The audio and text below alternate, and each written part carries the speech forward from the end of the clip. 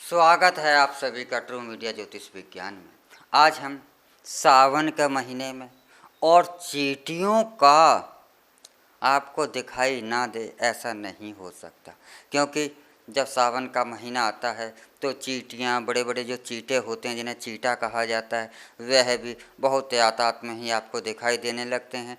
और चींटियाँ आपके घर में दिखाई दे रही हैं, आपके कार्यालय में दिखाई दे रही हैं।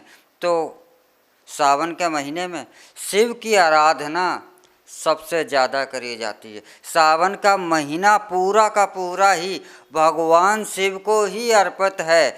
इसलिए सावन के महीने में अगर आपको चींटियाँ दिखाई देती हैं तो आपको सावन के महीने में जब आप शिव की आराधना करते हैं और शिव में हो जाता है सारा संसार, तब चींटियाँ आपको बताती हैं कि आपने जो शिव की आराधना की है, जो आप शिव को प्रसन्न कर रहे हैं, क्या चींटियाँ उसका संकेत दे देते हैं कि आपकी आराधना सफल हुई है, आपकी आराधना भगवान शिव ने स्वीकार की है।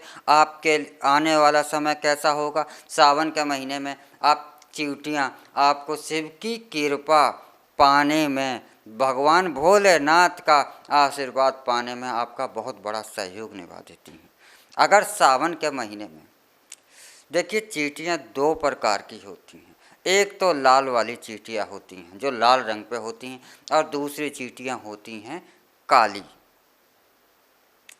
साइज दोनों का तकरीबन एक जैसा ही होता है। लाल और काले रंग की चींटियाँ होती हैं।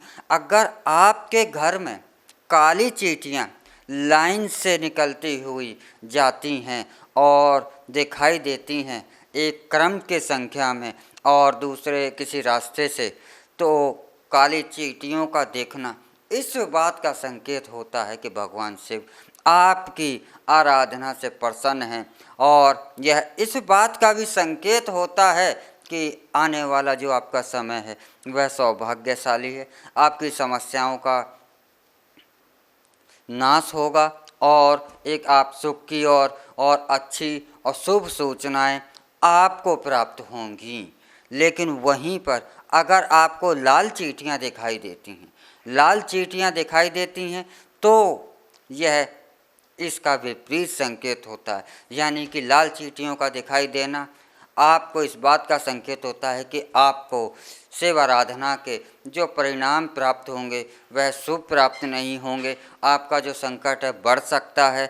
लेकिन एक बात यहाँ पे ध्यान रखें कि बहुत से लोग ऐसा करते हैं कि लाल चींटियाँ दिखती हैं तो उन्हें वो मारना शुरू कर देते हैं। देखिए, किसी भी स्थिति में आप चींटियों को मारना नहीं चाहिए। हाँ, आप चींटियों की दिशा बदल सकते हैं, उनका मार्ग बदल सकते हैं, उनको दूसरे रूट से डाइवर्ट कर सकते हैं, लेकिन किसी भी स्थिति में आप चींटी को नहीं मारना चाहिए, क्योंकि चींटी के मारने का बहुत बड़ा ही पाप माना जाता है। क्योंकि चींटी प्रकृति में मनुष्य की मित्र के रूप में मानी जाती है और मनुष्य की तरह ही वह एक सामाजिक प्राणी है। तो चींटियों को मारना भगवान महादेव को रुष्ट करने के समान माना जाता है। तो इसलिए जो जातक यह देखते हैं कि लाल चींटियां हैं तो मेरे पास संकट का समय तो इन्हें मैं मार दूं, तो ऐसा वह ना करें और ऐसी गलती कर कर वह अपनी समस्याओं को और ज़्यादा बढ़ा देते हैं।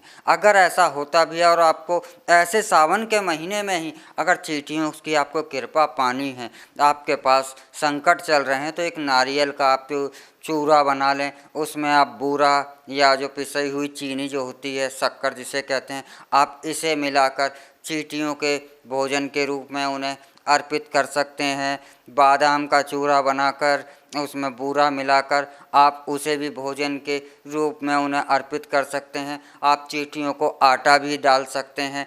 तो इससे क्या होता है कि आपका जो भाग्य है वह तेजी के साथ प्रबल होता है और भगवान शिव की, माँ गिरजा की आपको कृपा जो है वह तत्काल मिलना शुरू हो जाती है। और आपको यह भी ध्यान रखना चाहिए कि अगर चींटियां आपके घर से एक स्थान से निकलकर दूसरे स्थान से जा रही, अर्थात चींटियों ने आपके घर से कोई मार्ग बना लिया है, तो उनके मार्ग को अवरुद्ध ना करें और उनके मार्ग में खाद्य सामग्री आटा है, बादाम का चूरा है, नारियल का चूरा है, ये आप उनके मार्ग में रखें। लेकिन अगर वह आपके मार्ग से निकल कर दूसरे मार्ग से अगर बाहर जा रही हैं तो उस मार्ग को अवरुद्ध ना करें और उनके मार्ग में भोजन सामग्री देने से भी आपको लाभ होता है।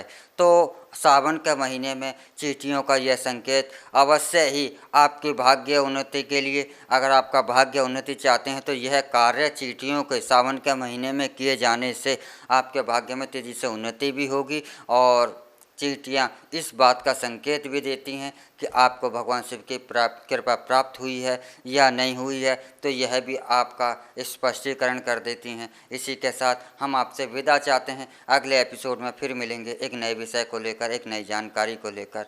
तब तक हर हर महादेव। अगर आप ये वीडियो YouTube पर देख रहे हैं तो हमारे चैनल को सब्सक्राइब करें और बेल आइकन को दबाना ना भूलें। अगर आप Facebook पर ये वीडियो देख रहे हैं तो हमारे पेज को लाइक करें।